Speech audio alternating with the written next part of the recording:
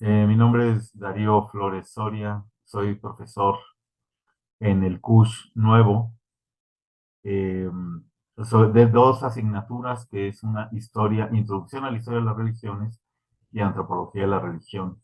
Mi formación es de psicólogo, posteriormente tengo un posgrado en historia de México y realicé pues en el campo de religiones tengo bastante cuestiones sobre todo lo que se ha denominado cultura popular y particularmente en la historia de las religiones, una tesis de maestría sobre religiosas capuchinas.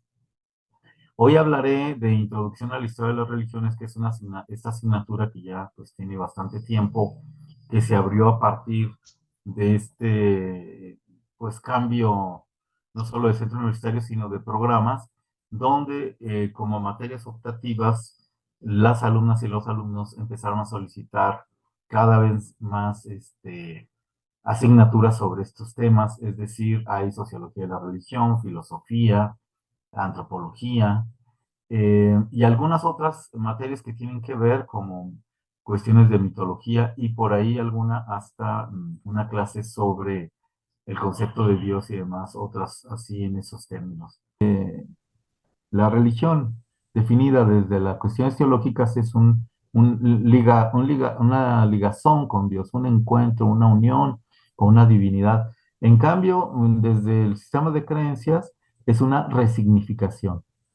La resignificación significa para nosotros los investigadores que las religiones son dinámicas, no son estáticas, están cambiando, están proponiendo nuevas cuestiones, así como tenemos una iglesia de la modernidad puesta a tono pues con la modernidad del Concilio Vaticano II, tenemos una serie de teólogas y teólogos desarrollando paradigmas en respuesta que van desde teología de la liberación, pluralismo religioso, ecológico que tiene planteamientos el actual Papa, este, el teísta, una crítica al concepto de Dios, hasta el post-religional, que va a hablar ahorita, de cómo resolver las crisis de las religiones. Entonces, esto es en el catolicismo, ¿eh? Entonces, por eso decimos, y en las otras puedo hablar también así, que hay una resignificación. La historia de las religiones no es solo una cuestión del siglo XX, sino desde ya el XIX y antes había una serie de estudios, incluso de los griegos y romanos, sobre las otras religiones. Pero si bien se fue estableciendo hacia el siglo XIX una denominación muy fuerte que son ciencias de la religión y en la cual pues, participaban como disciplinas auxiliares la historia, la fenomenología, la sociología, entre otras. La historia de las religiones va a realizar su autonomización como materia, como asignatura y como investigación a partir ya del siglo XX, despegándose totalmente de un aspecto confesional y marcando otra perspectiva que no va a ser la esencialista, es decir, la teológica, donde marca precisamente toda una perspectiva. La otra será como sistemas de creencias. Estos sistemas de creencias que están en procesos históricos y que, por lo tanto, quien lo aborda, pues sí puede tener diferentes formaciones, no solo historiadores, pero preferentemente desde la historia, pues se va a aplicar todos los métodos que tenemos en la historia para poder abordar una religión o diferentes movimientos religiosos contemporáneos. Bien, ahora, entonces la historia de las religiones se puede definir como una disciplina que no es confesional, que no va a seguir la cuestión teológica, sino procesos históricos con métodos historiográficos o históricos y que indagará así, pues, parece un pleonasmo, sobre las religiones, pero también sobre nuevos sistemas de creencias contemporáneos. Bien, a estas alturas de implementación de diferentes asignaturas, existen ya muchísimas tesis en el departamento de historia y de antropología que han versado sobre o que han tenido como objeto de estudio la religión y que se han tenido que hacer pues historias de iglesias, ¿no? Particularmente, o de manifestaciones religiosas.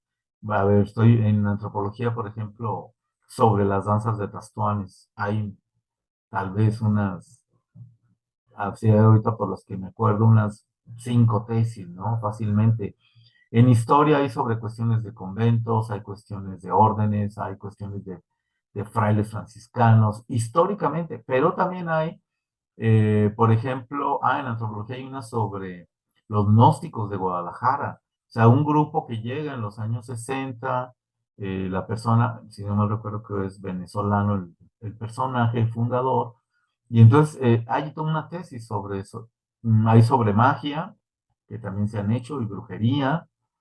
Entonces, es muy amplio ya los desarrollos que hay en la cuestión, y muy particular también, claro, hay sobre Islam. Ahorita hay bastantes tesis sobre Islam, y recuerdo muchas que estaban desarrollando sobre la luz del mundo, incluso por propios creyentes que son alumnos de historia. Esto, entonces, puede ver el impacto que ya ha tenido de la historia, o al menos del tema religión, en el ámbito de nuestra universidad y muy particularmente en el Departamento de Historia y de Antropología de la Religión. Bueno, tres referencias que abrirían precisamente esto que decías de las diferentes formas de abordarlo, uno fenomenológica, esencialista, estaría la obra de Mircea Eliade, sobre todo su historia, a ver, déjenme ver, sí, historia de las creencias y de las ideas religiosas. Son 5 tomos en Editorial Cristiandad, pero hasta ahora la han publicado en Paidós. Solo esta obra, son 3 tomos que están, la van a encontrar en Cush Belenes, al igual que bastantes obras de Mercy Eliade, muy prolífico el señor con respecto a esto, pero esta es una obra clásica que él va a concluir al final de su vida en la Universidad de Chicago. Él es rumano, va a pasar a Francia, con la Segunda Guerra Mundial va a emigrar a los Estados Unidos y va a llegar a la Universidad de Chicago, donde va a desarrollar precisamente esta larga historia en 5 tomos, les comento, y tiene esta visión muy particular. Cuando le dicen o sea, digamos, le preguntamos a Mircea Eliade en su obra cuál es su definición de historia de las religiones, él dice en la historia de las hierofanías, perdón. Hiero sagrado, fanías, manifestaciones. Y para él va a ser un abordaje que es interesante desde el paleolítico superior, que les va a llamar paleontrópidos, hasta las sociedades contemporáneas. La otra obra sería precisamente ya en los sistemas de creencias religiosas de el doctor Francisco Díez de Velasco. Francisco Díez de Velasco es español, y el texto es, a ver, hombres, ritos, eh, a ver, permítame, ahí es donde, pero hombres, ritos y la tengo, déjenme ver. Hombres, ritos, sí, y creencias, bueno, de Francisco Díez de Velasco. Esta obra va a tener todo un esquema precisamente sobre las formas de sistemas de creencias, y va a ir por etapas, ¿sí? Por etapas desde precisamente cazadores-recolectores hasta sociedades contemporáneas, pero a muy diferente a Mercy Eliade, que tiene como eje la cuestión fenomenológica, sino aquí va a abrir toda una cuestión de los medios de producción y los procesos históricos. Y pues por último, yo recomendaría, por supuesto, 2 más que serían de los que abordamos aquí, que es el clásico, la historia o la creación del purgatorio de Le Goff, y la otra, El miedo en Occidente, de Jean Delumeau. ¿Sí? ¿Por qué estas 2 obras?